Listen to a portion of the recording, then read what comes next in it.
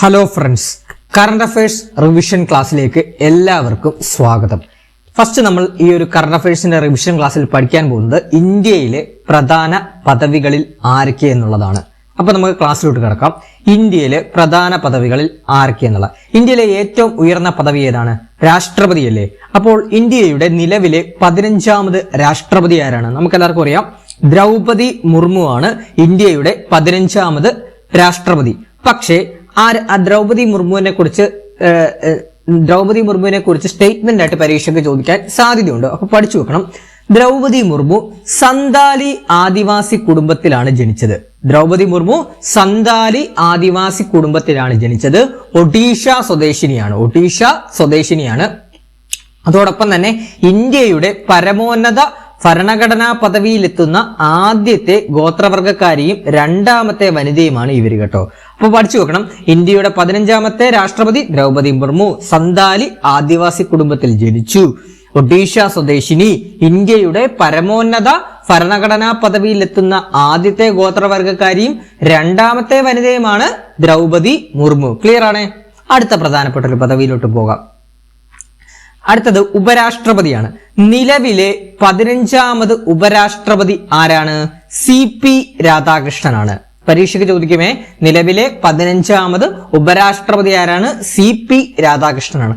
അദ്ദേഹത്തെ കുറിച്ച് പറയുവാണെങ്കിൽ, തമിഴ്നാട് സ്വദേശിയായ അദ്ദേഹം കോയമ്പത്തൂരിൽ നിന്ന് 2 തവണ ലോകസഭാ അംഗമായി തെരഞ്ഞെടുക്കപ്പെട്ടിട്ടുണ്ട്. പഠിച്ചു വെക്കണേ. ഇന്ത്യയുടെ നിലവിലെ 15ാമത് ഉപരാഷ്ട്രപതി ആരാണ്? CP രാധാകൃഷ്ണനാണ്. തമിഴ്നാട് സ്വദേശിയാണ്. അതോടൊപ്പം തന്നെ തമിഴ്നാട്ടിലെ കോയമ്പത്തൂരിൽ നിന്ന് 2 തവണ ലോകസഭാ അംഗമായിട്ട് തെരഞ്ഞെടുക്കപ്പെട്ടിട്ടുണ്ട്. 2025 സെപ്റ്റംബറിൽ നടന്ന ഉപരാഷ്ട്രപതി തെരഞ്ഞെടുപ്പിൽ B സുദർശൻ റെഡ്ഡിയെ പരാജയപ്പെടുത്തിയാണ് അദ്ദേഹം തിരഞ്ഞെടുക്കപ്പെട്ടത്. 452 വോട്ടുകൾക്കാണ് അദ്ദേഹം വിജയിച്ചത് കേട്ടോ. അപ്പൊ പഠിച്ചു വെക്കണം.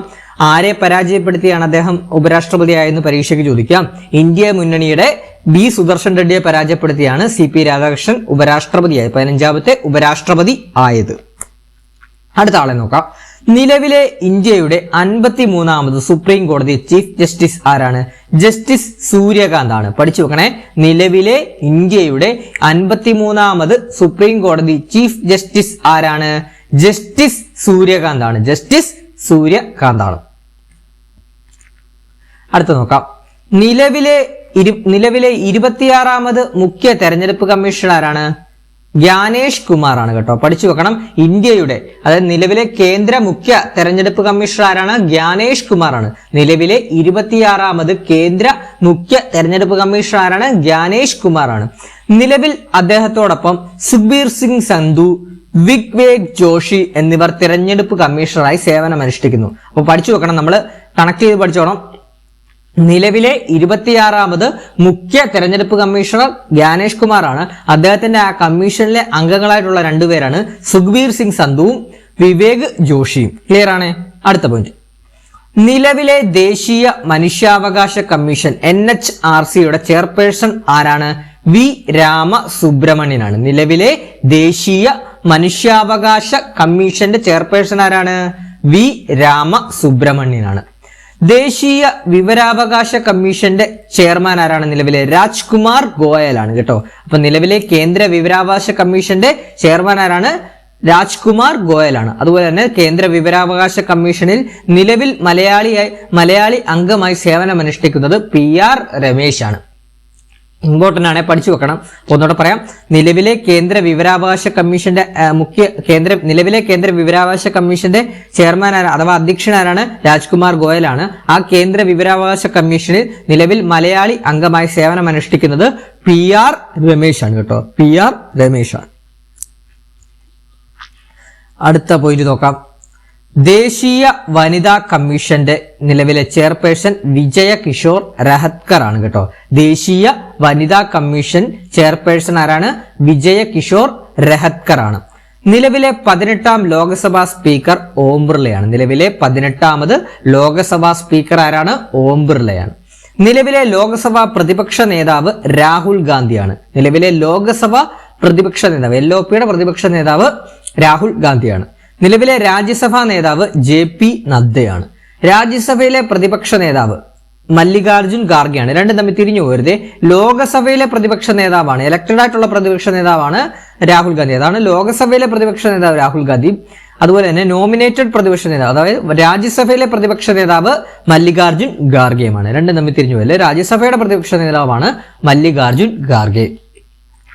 യൂണിയൻ പബ്ലിക് സർവീസ് കമ്മീഷന്റെ ചെയർമാൻ ആരാണ്? അജയ് കുമാർ ആണ്. യൂണിയൻ പബ്ലിക് സർവീസ് കമ്മീഷന്റെ നിലവിലെ ചെയർമാൻ അജയ് കുമാർ ആണ്. Atomic energy commission chairman Ajit Kumar മൊഹന്തിയാണ്. അറ്റോമിക് എനർജി കമ്മീഷൻ ചെയർമാൻ ആരാണ്? അജിത് കുമാർ മൊഹന്തിയാണ്. യൂണിവേഴ്സിറ്റി ഗ്രാന്റ് കമ്മീഷന്റെ ചെയർമാൻ അഥവാ UGCയുടെ ചെയർമാൻ, നിലവിലെ ചെയർമാൻ വിനീത് ജോഷിയാണ്.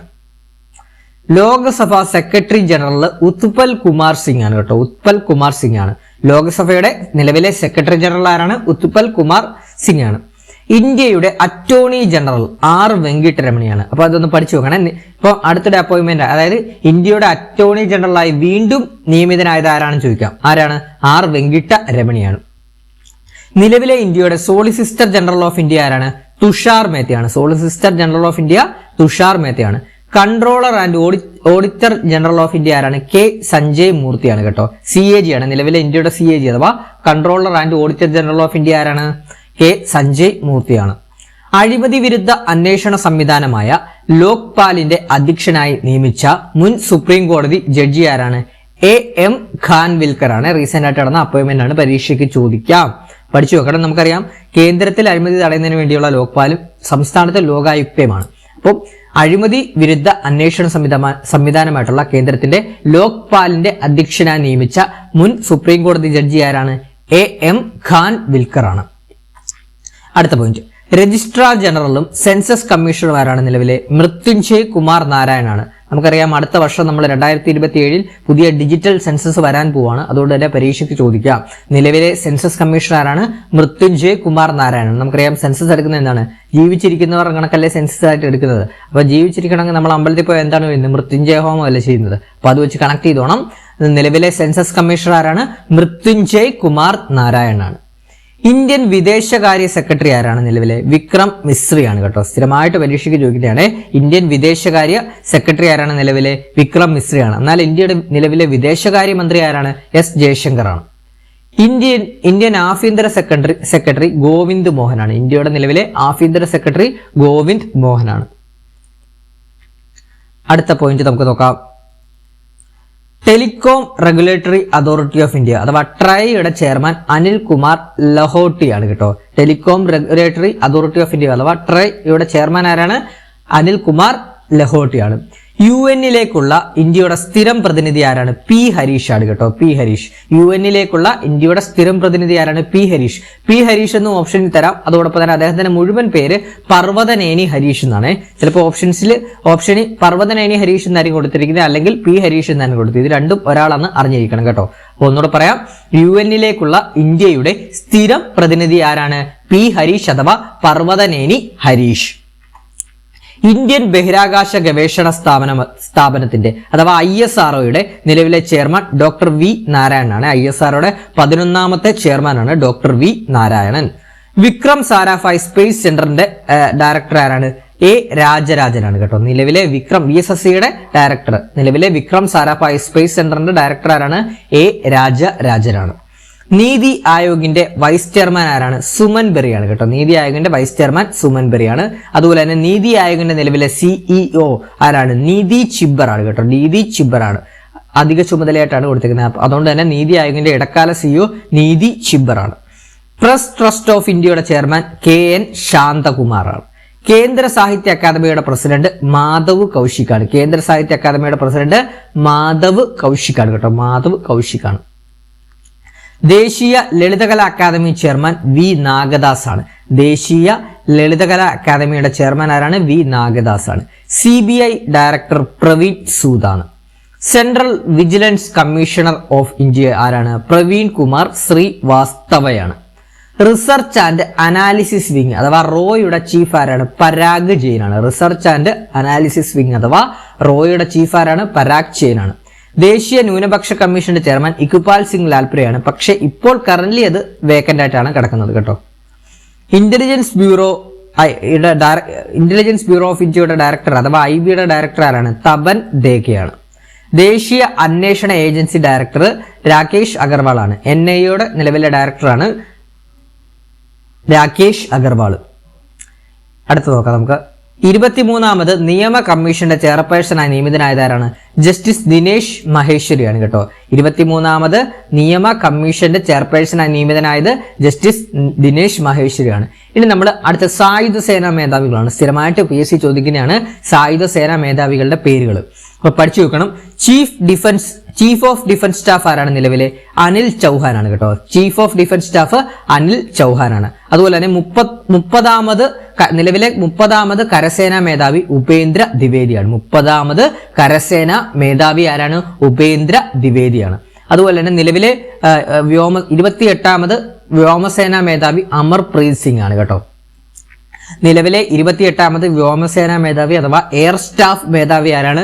അമർപ്രീത് സിംഗ് ആണ്. അതുപോലെ തന്നെ നിലവിലെ 26ാമത് നാവികസേനാ മേധാവി ദിനേശ് കുമാർ ത്രിപാഠി. പഠിച്ചു വെക്കണം. Chief of defence staff Anil Chauhan, കരസേനാ മേധാവി ഉപേന്ദ്ര ദ്വിവേദി, വ്യോമസേനാ മേധാവി അമർപ്രീത് സിംഗ്, നാവികസേനാ മേധാവി ദിനേശ് കുമാർ ത്രിപാഠി. ക്ലിയർ ആണ്? അടുത്ത പോയിട്ട് നമ്മൾ ഇത്ര ഇന്ത്യയുമായിട്ട് ബന്ധപ്പെട്ട നിയമനങ്ങൾ ഇത്ര അറിഞ്ഞിരുന്നാൽ മതി, പരീക്ഷയ്ക്ക് ചോദിക്കത്തുള്ളൂ. ഇനി കേരളത്തിലെ പ്രധാന നിയമനങ്ങൾ നമുക്ക് നോക്കാം. പരീക്ഷയ്ക്ക് ചോദിക്കാൻ സാധ്യതയുള്ള കേരളത്തിലെ പ്രധാന നിയമനങ്ങൾ നമുക്ക് നോക്കാം. ഫസ്റ്റ് തന്നെ നിലവിലെ 23ാമത് കേരള ഗവർണർ ആരാണ്? രാജേന്ദ്ര വിശ്വനാഥ ആർലേക്കർ ആണ് കേട്ടോ. നിലവിലെ 23ാമത് കേരള ഗവർണർ രാജേന്ദ്ര വിശ്വനാഥ ആർലേക്കർ. മുഖ്യമന്ത്രി നമുക്കറിയാം പിണറായി വിജയനാണ്. അതുപോലെ തന്നെ നിലവിലെ 50ാമത് ചീഫ് സെക്രട്ടറി ആരാണ്? A ജയതിലകാണ് കേട്ടോ. നിലവിലെ കേരളത്തിലെ 50ാമത് ചീഫ് സെക്രട്ടറി A ജയതിലകാണ്. നിലവിലെ 40ാമത് ഹൈക്കോടതി ചീഫ് ജസ്റ്റിസ് ആരാണ്? ജസ്റ്റിസ് സൗമൻ സെൻ ആണ്. പഠിച്ചു നോക്കണേ. നിലവിലത്തെ 40ാമത് കേരള ഹൈക്കോടതി ചീഫ് ജസ്റ്റിസ് ആരാണ്? ജസ്റ്റിസ് സൗമൻ സെൻ ആണ്. നിലവിലെ 7ാമത് ധനകാര്യ കമ്മീഷന്റെ ചെയർമാൻ KN ഹരിലാൽ ആണ് കേട്ടോ. നിലവിലെ 7ാമത് ധനകാര്യ കമ്മീഷന്റെ ചെയർമാൻ ആരാണ്? KN ഹരിലാൽ ആണ്. 6ാമത് ധനകാര്യ കമ്മീഷന്റെ ചെയർമാൻ SM വിജയാനന്ദ് ആണ് കേട്ടോ. 6ാമത് ധനകാര്യ കമ്മീഷൻ ചെയർമാൻ SM വിജയാനന്ദ് ആണ്. 12ാമത് ശമ്പള കമ്മീഷൻ ചെയർമാൻ VP ജോയി ആണ് കേട്ടോ. 12ാമത് ശമ്പള കമ്മീഷന്റെ ചെയർമാൻ VP ജോയി ആണ്. അടുത്ത പോയിന്റിലോട്ട് പോവാം. നിലവിലെ മനുഷ്യാവകാശ കമ്മീഷന്റെ ചെയർമാൻ ആരാണ്? ജസ്റ്റിസ് അലക്സാണ്ടർ തോമസ് ആണ്. നിലവിലെ മനുഷ്യാവകാശ കമ്മീഷൻ ചെയർമാൻ ആരാണ്? ജസ്റ്റിസ് അലക്സാണ്ടർ തോമസ് ആണ്. വനിതാ കമ്മീഷൻ അധ്യക്ഷ P സതീദേവിയാണ് കേട്ടോ. നിലവിലെ കേരളത്തിലെ വനിതാ കമ്മീഷൻ അധ്യക്ഷ P സതീദേവി. യുവജന കമ്മീഷന്റെ ചെയർമാൻ M ഷാജർ ആണ്. യുവജന കമ്മീഷൻ ചെയർമാൻ M ഷാജർ. ബാലാവകാശ commission chairman KV Manoj Kumar. മുഖ്യ വിവരാവകാശ കമ്മീഷണർ V ഹരിനായർ. ന്യൂനപക്ഷ കമ്മീഷന്റെ ചെയർമാൻ AA റഷീദ് ആണ്. മുന്നാക്ക സമുദായ ക്ഷേമ കോർപ്പറേഷന്റെ ചെയർമാൻ KG പ്രേംജിത്ത് ആണ്. വഖഫ് ബോർഡിന്റെ ചെയർമാൻ KS ഹംസയാണ് വഖഫ് ബോർഡ് ചെയർമാൻ. നിലവിലെ കേരളത്തിലെ വയോജന കമ്മീഷന്റെ ചെയർമാൻ ആരാണ്? K സോമപ്രസാദ് ആണ്. മുഖ്യ തെരഞ്ഞെടുപ്പ് കമ്മീഷണർ KG സനൽകുമാറാണ്. പഠിച്ചു നോക്കണേ, തിരിഞ്ഞു പോലെ. സംസ്ഥാന തെരഞ്ഞെടുപ്പ് കമ്മീഷണറാണ്. നിലവിലെ സംസ്ഥാന തെരഞ്ഞെടുപ്പ് കമ്മീഷണർ KG സനൽകുമാറാണ്. അതുപോലെ തന്നെ മുഖ്യ തെരഞ്ഞെടുപ്പ് ഓഫീസർ രത്തൻ യു കേൾക്കറാണ്. കേന്ദ്ര സർക്കാരിന്റെയാണ്. കേന്ദ്ര തെരഞ്ഞെടുപ്പ് കമ്മീഷന്റെ കേരളത്തിലെ ഓഫീസറാണ്. അതാണ് കേരളത്തിലെ മുഖ്യ തെരഞ്ഞെടുപ്പ് ഉദ്യോഗസ്ഥനാണ് രത്തൻ യു കേൾക്കർ. കേരള സ്റ്റേറ്റ് ആസൂത്രണ ബോർഡിന്റെ വൈസ് ചെയർമാൻ പ്രൊഫസർ VK രാമചന്ദ്രനാണ്. കേരളത്തിലെ അഡ്വക്കേറ്റ് ജനറൽ K ഗോപാലകൃഷ്ണ കുറുപ്പാണ്. ലോകായുക്തയുടെ അധ്യക്ഷൻ ജസ്റ്റിസ് N അനിൽകുമാറാണ്. ഉപലോകായുക്തമാര് ജസ്റ്റിസ് അശോക് മേനോനും ജസ്റ്റിസ് ഷിർസിയുമാണ്. OBC കമ്മീഷന്റെ ചെയർമാൻ G ശശിധരൻ. തിരുവിതാംകൂർ ദേവസ്വം ബോർഡിന്റെ ചെയർമാൻ K ജയകുമാർ IAS ആണ് കേട്ടോ. തിരുവിതാംകൂർ ദേവസ്വം ബോർഡിന്റെ നിലവിലെ ചെയർമാൻ ആരാണ്? K ജയകുമാർ IAS ആണ്. K ജയകുമാർ IAS ആണ്. അടുത്തത് സാക്ഷരതാ മിഷന്റെ ഡയറക്ടർ AG ഒലീനിയാണ്. സാക്ഷരതാ മിഷന്റെ ഡയറക്ടർ. മലയാളം മിഷന്റെ ഡയറക്ടർ മുരുകൻ കാട്ടാക്കട. നിലവിലെ കേരളത്തിലെ Kerala sports council president VP സാനുവാണ്. സ്പോർട്സ് കൗൺസിൽ പ്രസിഡന്റ് ആരാണ്? VP സാനുവാണ്. കേരള ഒളിമ്പിക് അസോസിയേഷന്റെ പ്രസിഡന്റ് V സുനിൽ കുമാറാണ്. Kerala Sahitya Akademi chairman K Sachidanandan. Kerala Sahitya Akademi chairman ആരാണ്? K സച്ചിദാനന്ദൻ. കേരള സംഗീത നാടക അക്കാദമിയുടെ ചെയർമാൻ മട്ടന്നൂർ ശങ്കരൻകുട്ടി. കേരള ലളിതകലാ അക്കാദമിയുടെ ചെയർമാൻ മുരളി ചിരോത്താണ്. കേരള ഫോക്ലർ അക്കാദമിയുടെ ചെയർമാൻ OS ഉണ്ണികൃഷ്ണനാണ്. ഫോക്ലർ അക്കാദമിയുടെ ചെയർമാൻ ആരാണ്? OS ഉണ്ണികൃഷ്ണനാണ്. കേരള ചലച്ചിത്ര അക്കാദമിയുടെ ചെയർമാൻ റസൂൽ പൂക്കുട്ടിയാണ്. കേരള ചലച്ചിത്ര അക്കാദമിയുടെ ചെയർമാൻ ആരാണ്? റസൂൽ പൂക്കുട്ടിയാണ്. ഇനി നമുക്ക് പരീക്ഷയ്ക്ക് ചോദിക്കുന്ന ഏറ്റവും പ്രധാനപ്പെട്ട ഒരു അവാർഡാണ് 98ാമത് ഓസ്കാർ അവാർഡ് 2024. പഠിച്ചു വെക്കണം, പരീക്ഷയ്ക്ക് ചോദിക്കാം. 2026 98ാമത് ഓസ്കാർ അവാർഡ് പ്രഖ്യാപിച്ചത് 2026 മാർച്ച് 15-നാണ് പ്രഖ്യാപിച്ചത്. പ്രഖ്യാപിച്ച വേദി Dolby theatre, Hollywood, Los Angeles, അമേരിക്കയാണ്. അവതാരകൻ 98ാമത് ഓസ്കാർ അവാർഡ് പ്രഖ്യാപിച്ച അവതാരകൻ കോനൻ ഒബ്രയാനാണ്. തുടർച്ചയായി അദ്ദേഹത്തിന്റെ രണ്ടാം തവണയാണ് അദ്ദേഹം അവാർഡ് പ്രഖ്യാപിക്കുന്നത്. അതോടൊപ്പം തന്നെ 2026 98ാമത് ഓസ്കാർ പുരസ്കാരത്തിന്റെ പ്രത്യേകത എന്താണ്? ആകെ 24 വിഭാഗങ്ങളിലായാണ് അവാർഡ് നൽകുന്നത്.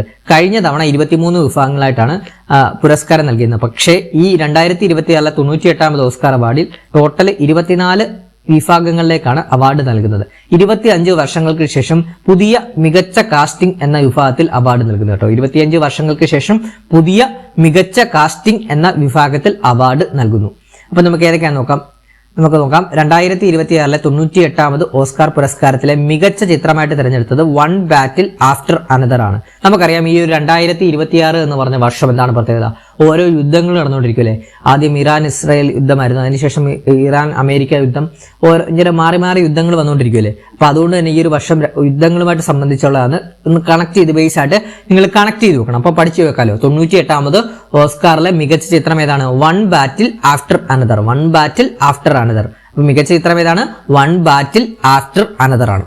ഇനി മികച്ച സംവിധായകൻ, ഈ ഒരു ചിത്രം സംവിധാനം ചെയ്ത ആള് തന്നെയാണ് പോൾ തോമസ് ആൻഡേഴ്സൺ ആണ്. അപ്പൊ പഠിച്ചു വെക്കണം. മികച്ച ചിത്രം വൺ ബാറ്റിൽ ആഫ്റ്റർ അനദർ. മികച്ച സംവിധായകൻ പോൾ തോമസ് ആൻഡേഴ്സൺ. അദ്ദേഹം സംവിധാനം ചെയ്ത ചിത്രം വൺ ബാറ്റിൽ ആഫ്റ്റർ അനദർ ആണ്.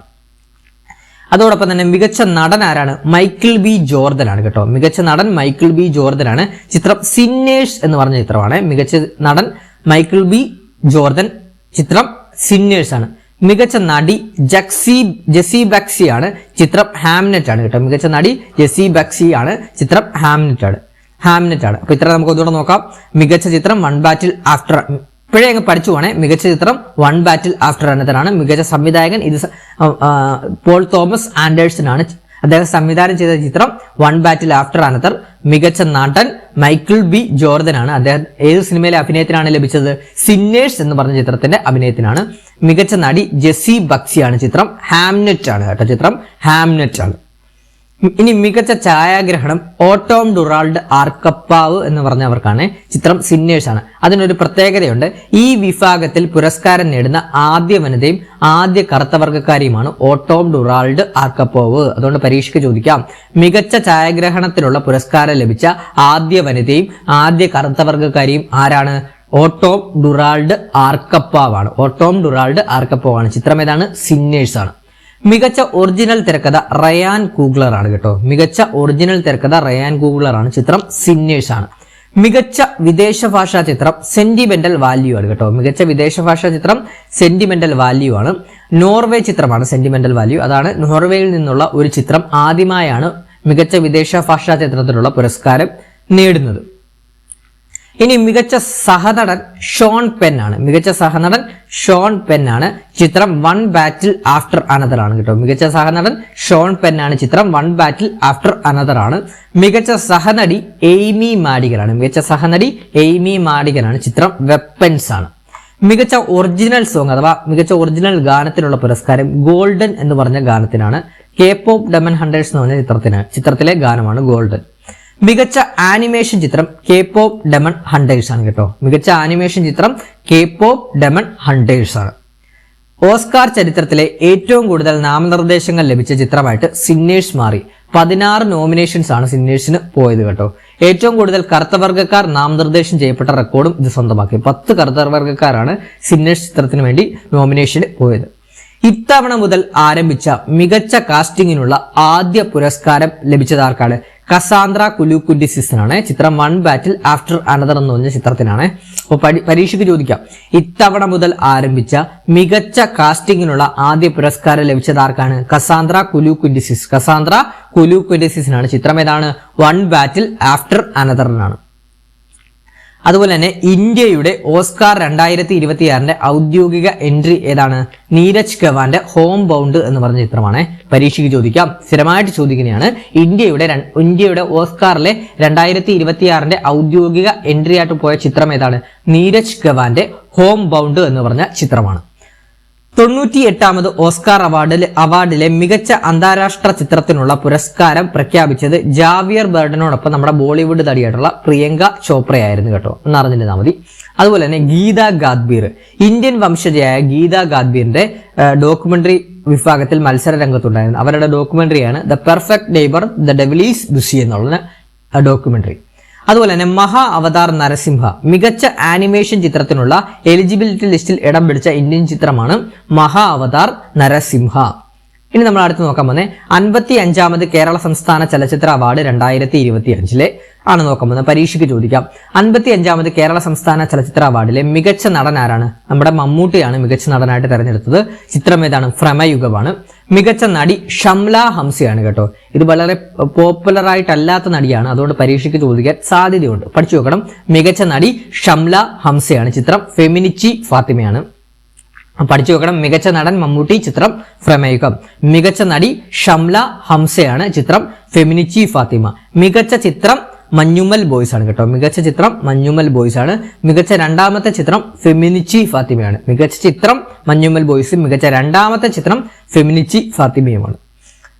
ഇനി മികച്ച ജനപ്രിയ ചിത്രം പ്രേമലുവാണ് കേട്ടോ. നസ്ലിനൊക്കെ അഭിനയിച്ചിട്ടുള്ള പ്രേമലുവാണ് മികച്ച ജനപ്രിയ ചിത്രം. മികച്ച സംവിധാനം, മികച്ച തിരക്കഥാകൃത്ത് എന്നീ പുരസ്കാരങ്ങൾ കിട്ടിയത് ചിദംബരത്തിനാണ്. മഞ്ഞുമൽ ബോയ്സ് എന്ന് പറഞ്ഞ സിനിമയിലെ ചിദംബരത്തിനാണ്. അപ്പോൾ പഠിച്ചു വെക്കണം. മികച്ച സംവിധാനം, മികച്ച തിരക്കഥാകൃത്ത് എന്നീ 2 പുരസ്കാരങ്ങൾ ഒരാൾക്കാണ് ലഭിച്ചത്. ആർക്കാണ്? ചിദംബരത്തിനാണ് ലഭിച്ചത്. ഏത് ചിത്രത്തിനാണ്? മഞ്ഞുമൽ ബോയ്സ് എന്ന് പറഞ്ഞ ചിത്രത്തിനാണ് ലഭിച്ചത്. മികച്ച നവാഗത സംവിധായകനായിട്ട് തിരഞ്ഞെടുത്തത് ഫാസിൽ മുഹമ്മദിനെയാണ്. ചിത്രം ഫെമിനിറ്റി ഫാത്തിമയാണ് കേട്ടോ. മികച്ച നവാഗത സംവിധായകൻ ആരാണ്? ഫാസിൽ മുഹമ്മദാണ്. ചിത്രം ഫെമിനിച്ചി ഫാത്തിമയാണ്. മികച്ച ഗാനരചയിതാവ് വേടനാണ്. ചിത്രം മഞ്ഞുമ്മൽ ബോയ്സ് ആണ് കേട്ടോ. മികച്ച ഗാനരചയിതാവ് ആരാണ്? വേടനാണ്, മഞ്ഞുമ്മൽ ബോയ്സ് ആണ്. വേടന്റെ ശരിക്കുള്ള പേര് ഹിരൺദാസ് എന്നാണ് കേട്ടോ. ആണ്, ഹിരൺദാസ് എന്നാണ്. മികച്ച സ്വഭാവ നടൻ ആയിട്ട് 2 പേരെയാണ് തിരഞ്ഞെടുത്തത്. സൗബിൻ ഷാഹിറിനെ, സിദ്ധാർത്ഥ് ഫരദനെ. സൗബിൻ ഷാഹിർ മഞ്ഞുമൽ ബോയ്സിലെ അഭിനയത്തിനും സിദ്ധാർത്ഥ് ഫരദൻ ഭ്രമയുഗത്തിന്റെ അഭിനയത്തിനുമാണ്. മികച്ച സ്വഭാവ നടിയായിട്ട് തിരഞ്ഞെടുത്തത് ലിജോ മോളിനെയാണ് കേട്ടോ. മികച്ച സ്വഭാവ നടി ലിജോ മോൾ. ചിത്രം ഏതാണ്? നടന്ന സംഭവം എന്ന് പറഞ്ഞ ചിത്രത്തിനാണ്. അടുത്തത് ഇനി നമ്മൾ 71ാമത് ദേശീയ ചലച്ചിത്ര പുരസ്കാരം നമുക്ക് നോക്കാം. 71ാമത് ദേശീയ ചലച്ചിത്ര പുരസ്കാരത്തിലെ മികച്ച സിനിമയായിട്ട് തിരഞ്ഞെടുത്തത് 12th ഫെയിൽ എന്ന് പറഞ്ഞ സിനിമയ്ക്കാണ്. 12th ഫെയിൽ എന്ന് പറഞ്ഞ സിനിമയാണ്. മികച്ച സിനിമ ഏതാണ്? 12th ഫെയിൽ ആണ്. മികച്ച ജനപ്രിയ ചിത്രം റോക്കി ഓർ റാണി കി പ്രേം കഹാനി എന്ന് പറഞ്ഞ ഹിന്ദി സിനിമയ്ക്കാണ്. മികച്ച ജനപ്രിയ ചിത്രം റോക്കി ഓർ റാണി കി പ്രേം കഹാനി. 2 തമ്മിൽ തിരിഞ്ഞു പോരുത്. മികച്ച സിനിമ 12th ഫെയിൽ ആണ്. മികച്ച ജനപ്രിയ ചിത്രം റോക്കി ഓർ റാണി കി പ്രേം കഹാനിയാണ്. മികച്ച സംവിധായകൻ സുദീപ്തോ സെൻ ആണ് കേട്ടോ. മികച്ച സംവിധായകൻ സുദീപ്തോ സെൻ ആണ്. ചിത്രം ഏതാണ്? ദ കേരള സ്റ്റോറി എന്ന് പറഞ്ഞ വിവാദപരമായിട്ടുള്ള സിനിമയ്ക്കാണ്. പഠിച്ചു വെക്കണം. മികച്ച സംവിധായകൻ ആരാണ്? സുദീപ്തോ സെൻ ആണ്. സുദീപ്തോ സെൻ ആണ്. ചിത്രം ഏതാണ്? ദ കേരള സ്റ്റോറിയാണ്. മികച്ച നടൻ ആരാണ്? മികച്ച നടനായിട്ട് 2 പേരെയാണ് നമ്മൾ തിരഞ്ഞെടുത്തത് ഈ ഒരു ദേശീയ ചലച്ചിത്ര പുരസ്കാരത്തിൽ. ഒന്നാമത്തെ ആള് നമ്മുടെ ഷാറൂഖ് ഖാനാണ്. ജവാനിലെ അഭിനയത്തിന് ഷാറൂഖ് ഖാനും. രണ്ടാമത്തെ ആള് വിക്രാന്ത് മാസിയുമാണ്. 12th ഫെയിലിലെ അഭിനയത്തിന് വിക്രാന്ത് മാസിയുമാണ്. എന്നോട് പറയാം. മികച്ച നടനായിട്ട് മികച്ച സംവിധായകൻ സുദീപ്തോ സെൻ. ചിത്രം ഏതാണ്? The Kerala story. മികച്ച നടൻ 2 പേരാണ് പങ്കിട്ടത്. ഒന്നാമത്തെ ആള് ഷാറൂഖ് ഖാൻ, ചിത്രം ജവാൻ. രണ്ടാമത്തെ ആള് വിക്രാന്ത് മാസി, ചിത്രം ഏതാണ്? 12th ഫെയിലാണ്. ഇനി മികച്ച നടി പരീക്ഷയ്ക്ക് ചോദിക്കാം. റാണി മുഖർജിയാണ് കേട്ടോ. മികച്ച നടിയായിട്ട് തിരഞ്ഞെടുത്തത് റാണി മുഖർജിയാണ്. ചിത്രം ഏതാണ്? മിസ്സിസ് ചാറ്റർജി വേഴ്സസ് നോർവേ ആണ്. മിസ്സിസ് ചാറ്റർജി വേഴ്സസ് നോർവേ ആണ്. മികച്ച നടി റാണി മുഖർജിയാണ്. ചിത്രം ഏതാണ്? മിസ്സിസ് ചാറ്റർജി വേഴ്സസ് നോർവേ ആണ്. മികച്ച സഹനടനായിട്ട് 2 പേരെയാണ് തിരഞ്ഞെടുത്തത്. നമ്മുടെ മലയാളിയായിട്ടുള്ള വിജയരാഘവനെയും മുത്തുപ്പേട്ടെ സോമു ഭാസ്കറിനെയാണ് തെരഞ്ഞെടുത്തത് കേട്ടോ. വിജയരാഘവനെ പൂക്കാലം എന്ന് പറഞ്ഞ മലയാള ചിത്രത്തിനും മുത്തുപ്പേട്ടെ സോമു ഭാസ്കറിനെ പാർക്കിംഗ് എന്ന് പറഞ്ഞ തമിഴ് സിനിമയ്ക്കും വേണ്ടിയാണ് തെരഞ്ഞെടുത്തത്. മികച്ച സഹനടിയായിട്ടും 2 പേരെയാണ് തിരഞ്ഞെടുത്തത്. നമ്മളെ മലയാളി നടിയായിട്ടുള്ള ഉർവശി, ഉള്ളൊഴുക്ക് എന്ന് പറഞ്ഞ സിനിമയിലെ അഭിനയത്തിന് ഉർവശിക്കും. അതുപോലെ തന്നെ വാഷ് എന്ന് പറഞ്ഞ ഗുജറാത്തി ചിത്രത്തിലെ അഭിനയത്തിന് ജാനകി ബോഡിവാലയ്ക്കുമാണ്. അതുപോലെ തന്നെ നമ്മുടെ 71ാമത് ദേശീയ ചലച്ചിത്ര പുരസ്കാരത്തിലെ മലയാള സിനിമയ്ക്ക് ലഭിച്ച പുരസ്കാരങ്ങൾ പരീക്ഷയ്ക്ക് ചോദിക്കാം. മികച്ച മലയാള ചിത്രമായിട്ട് തിരഞ്ഞെടുത്തത് ഉള്ളൊഴുക്ക് എന്ന് പറഞ്ഞ സിനിമയ്ക്കാണ്. മികച്ച മലയാള ചിത്രമായിട്ട് തിരഞ്ഞെടുത്ത ഏത് ചിത്രമാണ്? ഉള്ളൊഴുക്ക് എന്ന് പറഞ്ഞ സിനിമയ്ക്കാണ്. ഉള്ളൊഴുക്ക് എന്ന് പറഞ്ഞ സിനിമ സംവിധാനം ചെയ്ത ആരെന്ന് പരീക്ഷയ്ക്ക് ചോദിക്കാം. ക്രിസ്റ്റോ ടോമിയാണ്. അപ്പൊ മികച്ച മലയാള ചലച്ചിത്രമായിട്ട് തിരഞ്ഞെടുത്ത ഏത് സിനിമയാണ്? ഉള്ളൊഴുക്കാണ്. ഉള്ളൊഴുക്കിന്റെ സംവിധായകൻ ആരാണ്? ക്രിസ്റ്റോ ടോമിയാണ്. മികച്ച സഹനടൻ വിജയരാഘവനാണ്.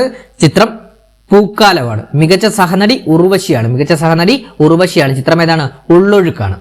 മികച്ച എഡിറ്റിംഗിനുള്ള പുരസ്കാരം മലയാളിക്കാണ് ലഭിച്ചത്. മിഥുൻ മുരളിയാണ്. മികച്ച എഡിറ്റിംഗ് മിഥുൻ മുരളിയാണ്. ചിത്രം ഏതാണ്? പൂക്കാലമാണ്. മികച്ച പ്രൊഡക്ഷൻ ഡിസൈനർ ആയിട്ട് തെരഞ്ഞെടുത്തത് മലയാളിയായിട്ടുള്ള മോഹൻദാസിനെയാണ്. മികച്ച പ്രൊഡക്ഷൻ ഡിസൈനർ മോഹൻദാസ് ആണ്. ചിത്രം ഏതാണ്? 2018 everyone is A hero. 2018 everyone is A hero. ഇനി നോൺ ഫീച്ചർ വിഭാഗത്തിലെ പ്രത്യേക പരാമർശം കിട്ടിയത് നക്കൽ ക്രോണിക്കൽ ഓഫ് ദ പാഡിമാൻ സംവിധാനം ആൻഡ് നിർമ്മാണം ചെയ്തിരിക്കുന്നത് MK രാംദാസ് എന്ന് പറഞ്ഞ മലയാളി ആണ് കേട്ടോ. അപ്പൊ ഇത്രയും കാര്യങ്ങൾ നമ്മൾ ദേശീയ ചലച്ചിത്ര പുരസ്കാരമായിട്ട് ബന്ധപ്പെട്ട് അറിഞ്ഞിരിക്കണം. അടുത്തതിന് നമ്മൾ പ്രധാനപ്പെട്ട ദിവസങ്ങളും അവയുടെ പ്രമേയങ്ങളും നോക്കാം. നമുക്ക് പരീക്ഷയ്ക്ക് ചോദിക്കാൻ സാധ്യതയുള്ള ഏറ്റവും പ്രധാനപ്പെട്ട ദിവസങ്ങളും അവയുടെ പ്രമേയങ്ങളും നമുക്ക് നോക്കിപ്പോവാം. ഫസ്റ്റ് തന്നെ നമ്മൾ ജനുവരി 25, ഇപ്പൊ ഇലക്ഷൻ കാലമാണല്ലോ, അപ്പൊ ഇലക്ഷനുമായിട്ട് ബന്ധപ്പെട്ട് ചോദ്യങ്ങൾ പ്രതീക്ഷിക്കുക. അപ്പൊ ജനുവരി 25 നമ്മുടെ ദേശീയ സമ്മതിദായക ദിനം അഥവാ നാഷണൽ വോട്ടേഴ്സ് ഡേ എന്ന് പറയുന്നത് ജനുവരി 25. അപ്പൊ ജനുവരി 25 2026 ദേശീയ സമ്മതിദായക ദിനം അഥവാ നാഷണൽ വോട്ടേഴ്സിന്റെ പ്രമേയം എന്താണെന്ന് പരീക്ഷയ്ക്ക് ചോദിക്കാം. എന്റെ ഇന്ത്യ എന്റെ വോട്ട് അഥവാ മൈ ഇന്ത്യ മൈ വോട്ട് വളരെ ഇമ്പോർട്ടന്റ് ആണ്, പഠിച്ചു വെക്കണം. 2026 നാഷണൽ വോട്ടേഴ്സ് ഡേയുടെ പ്രമേയം എന്താണ്? എന്റെ ഇന്ത്യ എന്റെ vote, my India my vote. അതോടൊപ്പം തന്നെ നമ്മൾ കഴിഞ്ഞ വർഷത്തെ കൂടെ ഒന്ന് പഠിച്ചിരിക്കേണ്ടതായിട്ടുണ്ട്. അതായത് 2025 നാഷണൽ വോട്ടേഴ്സ് ഡേയുടെ പ്രമേയം വോട്ടിങ്ങിന് തുല്യമായി മറ്റൊന്നില്ല, ഞാൻ വോട്ട് ചെയ്യും തീർച്ച. അതായത് nothing like voting, I vote sure, I vote for sure എന്നാണ് കേട്ടോ. അപ്പൊ പഠിച്ചു വെക്കണം. 2026 നാഷണൽ വോട്ടേഴ്സ് ഡേയുടെ പ്രമേയം എന്റെ ഇന്ത്യ എന്റെ vote, my India my vote. Clear ആണ്? ഇനി നമുക്ക് അടുത്തതിലോട്ട് പോവാം. അടുത്തൊരു പ്രധാനപ്പെട്ട ദിവസമാണ് ഫെബ്രുവരി 2 ലോക തണ്ണീർത്തട ദിനം, വേൾഡ് വെറ്റ്ലാൻഡ്സ് ഡേ. നമ്മുടെ കേരള PSCക്ക് ഏറ്റവും ഇഷ്ടപ്പെട്ട പ്രധാനപ്പെട്ട ഒരു ദിവസം കൂടിയാണ് ലോക തണ്ണീർത്തട ദിനം. സ്ഥിരമായിട്ട് PSC പരീക്ഷകൾ ചോദിക്കുന്ന ഒരു ഇമ്പോർട്ടന്റ് ആയിട്ടുള്ള ഒരു ഡേ ആണ് ലോക തണ്ണീർത്തട ദിനം. നിങ്ങൾ 10 ക്വസ്റ്റ്യൻ പേപ്പർ എടുത്ത് നോക്കിയാൽ 2 ക്വസ്റ്റ്യൻ പേപ്പറിലും ലോക തണ്ണീർത്തട ദിനവുമായിട്ട് ബന്ധപ്പെട്ട ചോദ്യം കാണാം. പ്രധാനമായിട്ടും ചോദിക്കുന്നത് പ്രമേയത്തെക്കുറിച്ചാണ്. അപ്പൊ 2026 ഫെബ്രുവരി 2 ലോക തണ്ണീർത്തട ദിനത്തിന്റെ പ്രമേയം എന്താണ്? തണ്ണീർത്തടങ്ങളും പരമ്പരാഗത അറിവും സാംസ്കാരിക പൈതൃകം ആഘോഷിക്കൽ. അതായത് wetlands and traditional knowledge celebrating cultural heritage എന്നാണ് കേട്ടോ. അപ്പൊ 2026 ലോക തണ്ണീർത്തട ദിനത്തിന്റെ പ്രമേയം എന്താണ്? തണ്ണീർത്തടങ്ങളും പരമ്പരാഗത അറിവും സാംസ്കാരിക പൈതൃകം ആഘോഷിക്കൽ അഥവാ wetlands and traditional knowledge celebrating cultural heritage എന്നാണ്. ഇനി 2025 പ്രമേയം എന്താണ്? നമ്മുടെ പൊതുഭാവിക്കായി തണ്ണീർത്തടങ്ങൾ സംരക്ഷിക്കുക. നമ്മുടെ പൊതുഭാവിക്കായി തണ്ണീർത്തടങ്ങൾ സംരക്ഷിക്കുക എന്നതാണ് 2025 പ്രമേയം. 2024 പ്രമേയം എന്താണെന്ന് ചോദിച്ചു കഴിഞ്ഞാൽ തണ്ണീർത്തടങ്ങളും മനുഷ്യക്ഷേമവും. തണ്ണീർത്തടങ്ങളും മനുഷ്യക്ഷേമവും 1 മാർക്ക് പ്രതീക്ഷിക്കാമേ, ഇമ്പോർട്ടന്റ് ആണ്, വളരെ ഇമ്പോർട്ടന്റ് ആണ്, പഠിച്ചു നോക്കണം. ഇനി അടുത്തൊരു പ്രധാനപ്പെട്ട ദിവസമാണ് ലോക ക്യാൻസർ ദിനം. എന്നാണ് ലോക ക്യാൻസർ ദിനം? ഫെബ്രുവരി 4. ഫെബ്രുവരി 4 ലോക ക്യാൻസർ ദിനം അഥവാ വേൾഡ് ക്യാൻസർ ഡേ.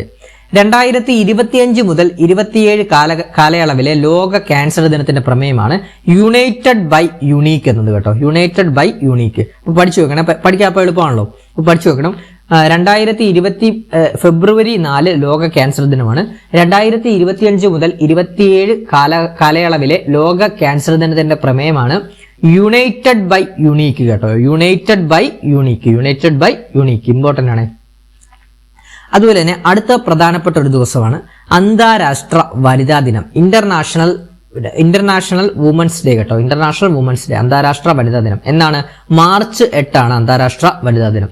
2026 അന്താരാഷ്ട്ര വനിതാ ദിനത്തിന്റെ പ്രമേയം എന്താണ്? തീം എന്താണ്? നേട്ടത്തിനായി നൽകുക അഥവാ ഗീവ് ടു ഗെയിൻ എന്നാണ് കേട്ടോ. അപ്പൊ പഠിച്ചു നോക്കണം. 2026 അന്താരാഷ്ട്ര വനിതാ ദിനത്തിന്റെ തീം അഥവാ പ്രമേയം എന്താണ്? നേട്ടത്തിനായി നൽകുക. നേട്ടത്തിനായി നൽകുക അഥവാ ഗീവ് ടു ഗെയിൻ ആണ്. ഗീവ് ടു ഗെയിൻ ആണ്. 2025 പ്രമേയം എന്താണ്? For all woman and girls right equality empowerment ആണ്. For all woman and girls rights equality empowerment, അതായത് എല്ലാ സ്ത്രീകൾക്കും പെൺകുട്ടികൾക്കും അവകാശങ്ങൾ, സമത്വം, ശാക്തീകരണം എന്നതായിരുന്നു 2025 പ്രമേയം. നമുക്ക് അടുത്ത നോക്കാം. ഇനി അടുത്തത് ഏപ്രിൽ 7 ആണ്. ഏപ്രിൽ 7 പ്രത്യേകത എന്താണ്? ലോക ആരോഗ്യ ദിനമാണ്, വേൾഡ് ഹെൽത്ത് ഡേ ആണ്. അപ്പൊ ഈ അടുത്തിടെ കഴിഞ്ഞ 2026 ലോകാരോഗ്യ ദിനത്തിന്റെ പ്രമേയം പരീക്ഷയ്ക്ക് ചോദിക്കാൻ സാധ്യത കുറവാണ്, ഈ അടുത്ത ദിവസമുള്ള കഴിഞ്ഞത്, എന്നാലും പഠിച്ചു വെക്കണം. 2026 ലോകാരോഗ്യ ദിനത്തിന്റെ പ്രമേയം ആരോഗ്യത്തിനായി ഒരുമിച്ച് നിൽക്കൂ, ശാസ്ത്രത്തോടൊപ്പം നിൽക്കൂ, together for health, stand with science കേട്ടോ. അപ്പൊ 2026 വേൾഡ് ഹെൽത്ത് ഡേയുടെ തീം എന്താണ്? Together for health, stand with science എന്നതാണ്. 2025 ലോകാരോഗ്യ ദിനത്തിന്റെ പ്രമേയം എന്താണ്? ഇമ്പോർട്ടന്റ് ആണ്, പരീക്ഷയ്ക്ക് ചോദിക്കും. 2025 ലോകാരോഗ്യ ദിനത്തിന്റെ പ്രമേയം ആരോഗ്യകരമായ തുടക്കം, പ്രതീക്ഷാജനകമായ ഭാവികൾ. ആരോഗ്യകരമായ തുടക്കം, പ്രതീക്ഷാജനകമായ ഭാവികൾ. എന്താണ്? ഹെൽത്തി ബിഗിനിങ്സ്, ഹോപ്പ്ഫുൾ ഫ്യൂച്ചേഴ്സ് എന്നതാണ് 2025 പ്രമേയം. 2024 പ്രമേയം എന്റെ ആരോഗ്യം എന്റെ അവകാശം കേട്ടോ. എന്റെ ആരോഗ്യം എന്റെ അവകാശം. ഇനി അടുത്ത പ്രധാനപ്പെട്ട ഒരു ദിവസമാണ് നമ്മുടെ ജൂൺ 5 ലോക പരിസ്ഥിതി ദിനം. 2025 ലോക പരിസ്ഥിതി ദിനത്തിന്റെ പ്രമേയം എന്താണ്? പ്ലാസ്റ്റിക് മലിനീകരണം അവസാനിപ്പിക്കുക. അതെന്താണ്? ബീറ്റ് പ്ലാസ്റ്റിക് പൊല്യൂഷൻ ആണ്. അതോടൊപ്പം തന്നെ നമ്മുടെ 2025 ലോക പരിസ്ഥിതി ദിനത്തിന്റെ വേദി സ്ഥിരമായിട്ട് പരീക്ഷയ്ക്ക് ചോദിക്കും. റിപ്പബ്ലിക് ഓഫ് കൊറിയ ആണ് കേട്ടോ. 2025 ലോക പരിസ്ഥിതി ദിനത്തിന്റെ വേദി റിപ്പബ്ലിക് ഓഫ് കൊറിയ ആണ്. ഇനി 2024 തീം എന്താണ്? ഭൂമി പുനഃസ്ഥാപിക്കൽ, മരുഭൂവൽക്കരണം തടയൽ, വളർച്ചാ പ്രതിരോധം. അപ്പൊ എന്താണ്? Land restoration, desertification and drought resilience ആണ്. അപ്പം മരുഭൂവൽക്കരണം എന്ന് പറഞ്ഞതുകൊണ്ട് തന്നെ എന്താണ്? 2024 ലോക പരിസ്ഥിതി ദിനത്തിന്റെ വേദി എവിടെയാണ്? സൗദി അറേബ്യ ആണ് കേട്ടോ. അപ്പൊ ഇനി പരീക്ഷയ്ക്ക് ചോദിക്കാൻ സാധ്യതയുണ്ട്. 2026 ലോക പരിസ്ഥിതി ദിനത്തിന്റെ വേദി പ്രഖ്യാപിച്ചിട്ടുണ്ട്. അതെവിടെയാണ്? അസർബൈജാൻ ആണ് കേട്ടോ. 2026 ലോക പരിസ്ഥിതി ദിനത്തിന്റെ വേദി എവിടെയാണ്? അസർബൈജാൻ ആണ്. ഇനി നമുക്ക് പുതിയ പേരുകളായിട്ട് വന്നത് എന്തൊക്കെയാണെന്ന് നോക്കാം, പരീക്ഷയ്ക്ക് ചോദിക്കും. അതായത് ഇന്ത്യയുടെ പഴയ പാർലമെന്റ് മന്ദിരത്തിന്റെ പുതിയ പേരെന്താണ്? സംവിധാൻ സദനാണ് കേട്ടോ. പഠിച്ചു വെക്കണേ. ഇന്ത്യയുടെ പഴയ പാർലമെന്റ് മന്ദിരത്തിന്റെ പുതിയ പേരെന്താണ്? സംവിധാൻ സദനാണ്. പാർലമെന്റ് എന്ന് പറയുമ്പോൾ എന്താണ്? സംവിധാനം നമ്മൾ നടക്കുന്ന അല്ലേ? അപ്പൊ അത് വെച്ച് കണക്ട് ചെയ്തോണം. ഇന്ത്യയുടെ പഴയ പാർലമെന്റ് മന്ദിരത്തിന്റെ പുതിയ പേരെന്താണ്? സംവിധാൻ സദനാണ്. രാഷ്ട്രപതി ഭവനിലെ അശോക് ഹാളിന്റെ പുതിയ പേരെന്താണ്? അശോക് മണ്ഡപം എന്നുള്ളത്. അപ്പൊ എന്താണ്? രാഷ്ട്രപതി ഭവനിലെ അശോക് ഹാള് മാറി എന്താണ്? ഒരു മണ്ഡപം എന്നാക്കി കേട്ടോ. അപ്പൊ എന്താണ്? അശോക് ഹാളിന്റെ പുതിയ പേരെന്താണ്? അശോക് മണ്ഡപം എന്നാക്കിയിട്ടുണ്ട്. രാഷ്ട്രപതി ഭവനിലെ ദർബാർ ഹാളിന്റെ പുതിയ പേരെന്താണ്? ഗണതന്ത്ര മണ്ഡപം. പരീക്ഷയ്ക്ക് ചോദിച്ചിട്ടുള്ളതാണ്. രാഷ്ട്രപതി ഭവനിലെ ദർബാർ ഹാളിന്റെ പുതിയ പേരെന്താണ്? ഗണതന്ത്ര മണ്ഡപം. ഡൽഹിയിലെ രാജ്പഥിന്റെ പുതിയ പേരെന്താണ്? കർത്തവ്യ പദ് എന്നാക്കിയിട്ടുണ്ട് കേട്ടോ. അപ്പൊ എന്താണ്? ഡൽഹിയിലെ രാജ്പഥിന്റെ പുതിയ പേരെന്താണ്? കർത്തവ്യ പദ് എന്നാക്കി. ഡൽഹിയിലെ രാജ്പഥിന്റെ പുതിയ പേര് കർത്തവ്യ പദ് എന്നാക്കിയിട്ടുണ്ട്. ആൻഡമാൻ നിക്കോബാറിന്റെ തലസ്ഥാനമായിട്ടുള്ള പോർട്ട് ബ്ലെയറിന്റെ പുതിയ പേരെന്താണ്? ശ്രീ വിജയപുരം എന്നാക്കിയിട്ടുണ്ട്. ആൻഡമാൻ നിക്കോബാറിന്റെ തലസ്ഥാനമായിട്ടുള്ള പോർട്ട് ബ്ലെയറിന്റെ പുതിയ പേരെന്താണ്? ശ്രീ വിജയപുരം എന്നാക്കിയിട്ടുണ്ട്. കേരളത്തിന്റെ ഔദ്യോഗിക പേരെന്താണ്? കേരളം എന്നാക്കിയിട്ടുണ്ട്. നേരത്തെ എന്താണ്? നോർത്ത് ഇന്ത്യൻസ് നമ്മളെ പൊതുവെ ഉള്ളവരെല്ലാം എന്താണ്? കേരള എന്നല്ലേ പറഞ്ഞോളൂ. ഇപ്പൊ പുതിയതായിട്ട് കേരളം എന്നാക്കിയിട്ടുണ്ട് കേട്ടോ. അതോടൊപ്പം തന്നെ നമ്മുടെ ഇന്ത്യൻ പ്രധാനമന്ത്രിയുടെ ഓഫീസിന്റെ പുതിയ പേരെന്താണ്? സേവാ തീർത്ത് കേട്ടോ. അപ്പൊ പരീക്ഷയ്ക്ക് ചോദിക്കാം. ഇന്ത്യൻ പ്രധാനമന്ത്രിയുടെ ഓഫീസ് ഉൾപ്പെടുന്ന ഓഫീസ് സമുച്ചയത്തിന്റെ പുതിയ പേരെന്താണ്? സേവാ തീർത്താണ്. പുതിയ സെൻട്രൽ സെക്രട്ടേറിയറ്റ് കെട്ടിടങ്ങൾക്ക് നൽകിയിരിക്കുന്ന പേരെന്താണ്? കർത്തവ്യ ഭവൻ എന്നാണ് കേട്ടോ. വളരെ ഇമ്പോർട്ടന്റ് ആണ്, പഠിച്ചു വെക്കണം, പരീക്ഷയ്ക്ക് ചോദിക്കും. അപ്പൊ പുതിയ സെൻട്രൽ സെക്രട്ടേറിയറ്റ് കെട്ടിടങ്ങൾക്ക് നൽകിയിരിക്കുന്ന പുതിയ പേരെന്താണ്? കർത്തവ്യ ഭവനാണ് കേട്ടോ. കർത്തവ്യ ഭവൻ പഠിച്ചു വെക്കണേ. ഇന്ത്യയിലെ ഗവർണർമാരുടെ ഔദ്യോഗിക വസതിയായ രാജ്ഭവന്റെ പുതിയ പേരെന്താണ്? ലോക് ഭവൻ എന്നാക്കിയിട്ടുണ്ട്. പരീക്ഷയ്ക്ക് ചോദിച്ചാണ്. ഇന്ത്യയിലെ ഗവർണർമാരുടെ ഔദ്യോഗിക വസതിയായ രാജ്ഭവന്റെ പുതിയ പേരെന്താണ്? ലോക് ഭവൻ. കേന്ദ്രഭരണ പ്രദേശങ്ങളിലെ ലഫ്റ്റനന്റ് ഗവർണർമാരുടെ ഔദ്യോഗിക വസതിയായ രാജ് നിവാസ് ഇനി മുതൽ അറിയപ്പെടുന്നത് ഏത് പേരിലാണ്? ലോക് നിവാസ് ആണ്. നമുക്ക് ഒന്നുകൂടെ നോക്കിപ്പോവാം. ഈ പേരുകൾ മറന്നുപോകാൻ സാധ്യതയുണ്ട്. ഒന്നുകൂടെ നോക്കിപ്പോവാം. ഇന്ത്യയുടെ പഴയ പാർലമെന്റ് മന്ദിരത്തിന്റെ പുതിയ പേരെന്താണ്? സംവിധാൻ സദൻ എന്നാക്കി. രാഷ്ട്രപതി ഭവനിലെ അശോക് ഹാളിന്റെ പുതിയ പേര് അശോക് മണ്ഡപം എന്നാക്കി. രാഷ്ട്രപതി ഭവനിലെ ദർബാർ ഹാളിന്റെ പുതിയ പേര് ഗണതന്ത്ര മണ്ഡപം എന്നാക്കി. ഡൽഹിയിലെ രാജ്പഥിന്റെ പുതിയ പേരെന്താണ്? കർത്തവ്യ പദ് എന്നാക്കി. ആൻഡമാൻ നിക്കോബാറിന്റെ തലസ്ഥാനമായിട്ടുള്ള പോർട്ട് ബ്ലെയറിന്റെ പുതിയ പേര് ശ്രീ വിജയപുരം. കേരളത്തിന്റെ ഔദ്യോഗിക പേര് കേരളം. ഇന്ത്യൻ പ്രധാനമന്ത്രിയുടെ ഓഫീസ് ഉൾപ്പെടുന്ന ഓഫീസ് സമുച്ചയത്തിന്റെ പുതിയ പേര് സേവാ തീർത്ത്. പുതിയ സെൻട്രൽ സെക്രട്ടേറിയറ്റ് കെട്ടിടങ്ങൾ നൽകിയിരിക്കുന്ന പുതിയ പേര് കർത്തവ്യ ഭവൻ എന്നാക്കി. ഇന്ത്യയിലെ ഗവർണർമാരുടെ ഔദ്യോഗിക വസതിയായ രാജ് ഭവന്റെ പുതിയ പേര് ലോക് ഭവൻ എന്നാക്കി. കേന്ദ്രഭരണ പ്രദേശങ്ങളിലെ ലഫ്റ്റനന്റ് ഗവർണർമാരുടെ ഔദ്യോഗിക വസതിയായ രാജ് നിവാസ് ഇനി മുതൽ അറിയപ്പെടുന്നത് ഏത് പേരിലാണ്? ലോക് നിവാസ് എന്ന പേരിലാണ്. ക്ലിയർ ആണ്? ഇനി നമുക്ക് സയൻസ് ആൻഡ് ടെക്നോളജിയുമായിട്ട് ബന്ധപ്പെട്ട നമ്മുടെ ISROയിലെ പ്രധാനപ്പെട്ട ദൗത്യങ്ങൾ ഒന്ന് നോക്കി പോവാം. പരീക്ഷയ്ക്ക് ചോദിക്കാൻ സാധ്യതയുണ്ട്. ഫസ്റ്റ് തന്നെ PSLV C62 അഥവാ EOS N1 ദൗത്യത്തെ കുറിച്ചാണ് പഠിക്കാൻ പോകുന്നത്. അതായത് 2026 ISRO വിക്ഷേപിക്കുന്ന ആദ്യ ഉപഗ്രഹം ഏതാണ്? EOS N1 അഥവാ അന്വേഷ എന്ന് പറഞ്ഞ ഉപഗ്രഹമാണ്. പരീക്ഷയ്ക്ക് ചോദിക്കുക, വളരെ ഇമ്പോർട്ടന്റ് ആണ്, പഠിച്ചു നോക്കണം. 2026 ISRO വിക്ഷേപിക്കുന്ന ആദ്യ ഉപഗ്രഹം ഏതാണ്? EOS N1 അഥവാ അന്വേഷ. EOS N1 അഥവാ അന്വേഷ. 2026 ജനുവരി 12 ശ്രീഹരിക്കോട്ടയിൽ നിന്നാണ് വിക്ഷേപണം. പഠിച്ചു വെക്കണേ. 2026 ജനുവരി 12 ശ്രീഹരിക്കോട്ടയിൽ നിന്നാണ് EOS N1 അഥവാ അന്വേഷ എന്ന് പറഞ്ഞ ഉപഗ്രഹം വിക്ഷേപിച്ചത്. ഈ ഒരു PSLV C62 എന്ന് പറഞ്ഞ ദൗത്യത്തിലെ പ്രധാന ഭൗമ നിരീക്ഷണ ഉപഗ്രഹമാണ് EOS N1 അഥവാ അന്വേഷ എന്ന് പറഞ്ഞ ഉപഗ്രഹം. അത്യാധുനിക ഭൗമ നിരീക്ഷണ ഉപഗ്രഹം ആയ അന്വേഷ അടക്കം 16 ഉപഗ്രഹങ്ങളാണ് ഈ ദൗത്യത്തിൽ ബഹിരാകാശത്തേക്ക് പോകുന്നത്. പഠിച്ചു നോക്കണം. പരീക്ഷയ്ക്ക് നമ്മളോട് ചോദിക്കാം, വളരെ ഇമ്പോർട്ടന്റ് ആണ്. PSLV C62 ദൗത്യത്തില് എത്ര ഉപഗ്രഹങ്ങളാണ് ബഹിരാകാശത്തേക്ക് പോകാൻ ഉദ്ദേശിച്ചതെന്ന് പരീക്ഷിക്കുക. അപ്പം അന്വേഷ അടക്കം അത്യാധുനിക ഭൗമനിരീക്ഷണ ഉപഗ്രഹമായിട്ടുള്ള അന്വേഷ അടക്കം 16 ഉപഗ്രഹങ്ങളാണ് ഈ ദൗത്യത്തിൽ ബഹിരാകാശത്തേക്ക് പോകുന്നതായിട്ട് പ്രഖ്യാപിച്ചത്. അപ്പൊ ഈ ഒരു ഉപഗ്രഹമല്ല, ഈ ഒരു മിഷൻ തന്നെ നമുക്ക് പരാജയപ്പെട്ടു. അതായത് പരാജയ കാരണം എന്താണെന്ന് പറഞ്ഞാൽ വിക്ഷേപണ വാഹനത്തിന്റെ 3ാം ഘട്ടത്തിൽ അഥവാ PS3 സ്റ്റേജിൽ ഉണ്ടായ സാങ്കേതിക തകരാർ മൂലം ഈ ഒരു മിഷൻ പരാജയപ്പെട്ടു. പരാജയ കാരണം എന്താണ്? വിക്ഷേപണ വാഹനത്തിന്റെ 3ാം ഘട്ടത്തിൽ ഉണ്ടായ സാങ്കേതിക തകരാറാണ്. അപ്പൊ എന്താണെന്ന് നോക്കാം. ഉപഗ്രഹങ്ങളെ നിശ്ചിത ഭ്രമണപഥത്തിൽ എത്തിക്കാൻ സാധിച്ചില്ല. 400 കിലോമീറ്റർ ഉയരത്തിൽ നിന്ന് 16 ഉപഗ്രഹങ്ങളും കടലിൽ പതിച്ചു.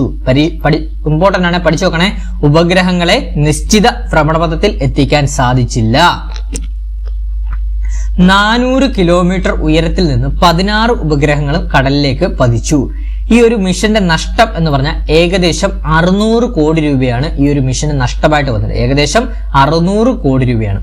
അപ്പൊ നമുക്കറിയാം, നമ്മുടെ ഒരു മിഷൻ പരാജയപ്പെട്ടു കഴിഞ്ഞാൽ എന്താണ് വരാൻ പോകുന്നത്? അന്വേഷണ സമിതിയെ സർക്കാർ പ്രഖ്യാപിക്കും. അതാണ് ദൗത്യം പരാജയപ്പെട്ടതിനെ കുറിച്ച് അന്വേഷിക്കാൻ പ്രധാനമന്ത്രിയുടെ നിർദ്ദേശപ്രകാരം സമിതി രൂപീകരിച്ചു. ആ സമിതിയുടെ അധ്യക്ഷനാണ് പ്രൊഫസർ K വിജയരാഘവൻ. വളരെ ഇമ്പോർട്ടന്റ് ആണ്, പരീക്ഷയ്ക്ക് ചോദിക്കാം. അപ്പൊ ഈ ഒരു അന്വേഷ അഥവാ PSLV C62 ദൗത്യം പരാജയപ്പെട്ടതിനെ തുടർന്ന് അന്വേഷിക്കാൻ പ്രധാനമന്ത്രിയുടെ നിർദ്ദേശപ്രകാരം സമിതി രൂപീകരിച്ചു. ആ സമിതിയുടെ അധ്യക്ഷനാണ് പ്രൊഫസർ K വിജയരാഘവൻ. അതോടൊപ്പം തന്നെ ആ സമിതിയുടെ ഉപാധ്യക്ഷനാണ് S സോമനാഥ് കേട്ടോ. മുൻ ISRO ചെയർമാനായിട്ടുള്ള S സോമനാഥ്. പഠിച്ചു വെക്കണം. ആ സമിതിയുടെ അധ്യക്ഷൻ പ്രൊഫസർ K വിജയരാഘവൻ, ഉപാധ്യക്ഷൻ S സോമനാഥ്. ISROയുടെ PSLV വിക്ഷേപണ ദൗത്യങ്ങൾ തുടർച്ചയായി 2 തവണ പരാജയപ്പെട്ടത് അന്വേഷിക്കാൻ തുമ്പ VSSയിൽ എത്തിയ ദേശീയ സുരക്ഷാ ഉപദേഷ്ടാവ് ആരാണ്? അജിത് ഡോവലാണ് കേട്ടോ. അജിത് ഡോവലാണ്. അപ്പൊ നമുക്ക് ഇത്രയും ഒന്നുകൂടെ പറഞ്ഞു പോവാം, മറക്കരുത്. PSLV C62 ദൗത്യം എന്ന് പറഞ്ഞാൽ എന്താണ്? 2026 ISRO വിക്ഷേപിക്കുന്ന ആദ്യ ഉപഗ്രഹമാണ് EOS N1 അഥവാ അന്വേഷ.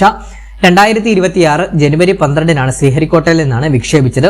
അത്യാധുനിക ഭൗമനിരീക്ഷണ ഉപഗ്രഹമായിട്ടുള്ള അന്വേഷ അടക്കം 16 ഉപഗ്രഹങ്ങളാണ് ഈ ഒരു ദൗത്യത്തിൽ ബഹിരാകാശത്തേക്ക് പോകാൻ ഇരുന്നത്. ഈ ഒരു ദൗത്യത്തിന്റെ പരാജയ കാരണം വിക്ഷേപണ വാഹനത്തിന്റെ 3ാം ഘട്ടത്തിൽ അഥവാ PS3യിൽ ഉണ്ടായ സാങ്കേതിക തകരാറാണ്. ഉപഗ്രഹങ്ങളെ നിശ്ചിത ഭ്രമണപഥത്തിൽ എത്തിക്കാൻ സാധിച്ചില്ല.